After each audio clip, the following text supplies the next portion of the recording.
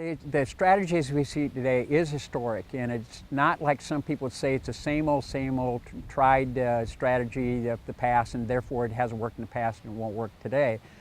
The difference you see today is that there's a recognition of water quality necessity, that all the contributors, either point or non-point source, finally are realizing what they do on their property has an impact off their property. The previous attempts, and we have a long history in Iowa of soil conservation as a result of the 1930s and the Dust Bowl days, but all those attempts at conservation was to control soil erosion in the past, and it's only just recently that we have understood that we have to shift from soil conservation, in addition to soil conservation, to water quality improvement. That's a recent phenomenon. It's only in 2004, where we're in the Boone watershed, that they started monitoring for water quality. 2004 does that happen. Before that, it was concerned about soil loss. Today, it's about water quality. And also, during that period of time, from 2004, all these efforts got hijacked by water quantity issues. In other words, we had the flooding in the east side of Iowa, and then we had the Missouri River flooding. So the resource available to help improve water quality on cost share basis was hijacked through water quantity issues in controlling flood damage. And so once again, it's only just the very recent history in Iowa and across the nation that we've focused on water quality issues and how we're going to reduce nitrogen and phosphorus transport from fields here in Iowa and landscape in Iowa to contribute to the Gulf hypoxia.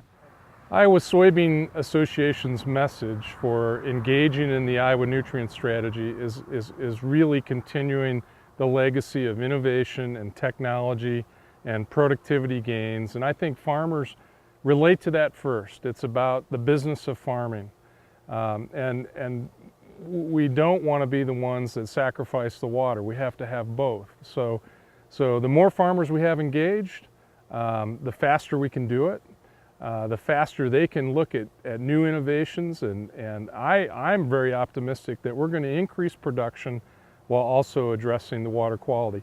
I think there's economic implications of this. Farmers don't want to lose nutrients. They want to put nutrients into their crops. That's money in the bank. And so I'm very optimistic about this. And Iowa Soybean Association has invested significant resources in helping farmers do this. But we have to have that local engagement. And we're on the we're expanding that. We're working in 65 watersheds across the state of Iowa. We're going to see more of that. We're working with more and more partners. We're getting the word out. We're ramping up our communication efforts. And we're working with the folks downstream because we want them to know we got to do this together. Yes. For years, I'd wondered about where is this nitrate coming from that everybody's wondering about. I talked to my friends about it, and they said, well, we don't know. But I'd always followed best management practices as far as applying my nitrogen when the soil temperatures were below 50 degrees in the fall, perhaps using a nitrogen stabilizer, being careful with the amounts of nitrogen I did use. But even with that, I was still losing nitrogen through my tile water. But now with the cover crops and the nutrient management, I've been able to reduce those levels considerably below that which is in the stream that I drain into. I've heard people talk about our topsoil washing away. I have been to New Orleans and I've seen the dead zone. I wanted to know what's happening. I knew that I would hear, because it was entitled the Environmental Discovery Tour, I knew that I would hear what was happening out on the farms, and I did. I was really very excited about some of the methods that I heard that are happening. The thing that distresses me is that it has to be spread farmer to farmer, and I keep thinking that we can't wait that long. But I'm excited about the farmers who are true believers, and about the Soybean Association helping them do evidence-based research on their own farms.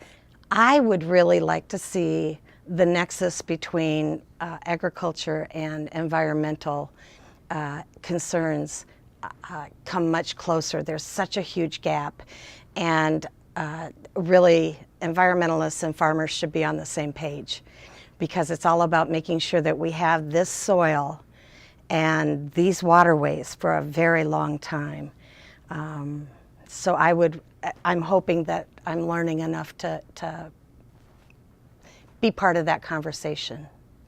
The one thing I would like people to know about being a farmer is that we care, we're very passionate.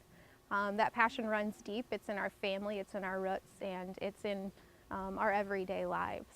So it's something we care a lot about, and we want to continue successfully and in a way that we take care of God's earth.